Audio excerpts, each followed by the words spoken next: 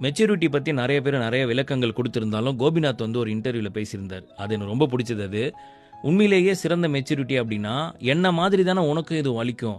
அப்படின்னு சொல்ட்டு அடுத்தவனுடைய சக மனிதனோட வலிய புரிஞ்சுக்கிற ஒரு மனப்பான்மை இருக்குல்ல, அதுதான் உலகத்திலேயே மிக சிறந்த மெச்சூரிட்டி அப்டின்னாரு. அது ரொம்ப புடிச்சது எனக்கு. ஒரு 2 டேஸ் பேக் வந்து பைக்ல போயிட்டே இருந்தேன். திடீர்னு வண்டி வந்து ஃபியூஸ் போய் ஆஃப் ஆயிடுச்சு. அதுக்கப்புறம் மெக்கானிக் ஷாப்க்கு வண்டி தள்ளிட்டு போனோம். 1 கிலோமீட்டர் தள்ளிட்டு போனா, அங்க போனா கடை வந்து ஷட்டர் போட்டிருக்குங்க. என்ன பண்ணுறதுனே தெரியல. உடனே கால் பண்ணேன் அதிலிருந்த நம்பருக்கு. அண்ணா இந்த மாரி இங்க வண்டி இதாயிருக்கு வந்திருக்கேன் நானு. சார் நான் வரது ஒரு 10 நிமிஷம் ஆகும். நீங்க நிக்கிற இடம் வெயிலா இருக்கும். என்ன பண்றீங்க? ஷட்டர் சும்மா தான் மூடிட்டு வந்திருக்கேன். திறங்க. திறந்துட்டு 3வது சுவிட்ச், ஃபேன் போட்டுட்டு சேர் எடுத்து உள்ள போட்டு உட்காருங்க நான் வந்துடுறேன்னாரு. எனக்கு ஆச்சரியமாவும், சந்தோஷமாவும் இருந்தது.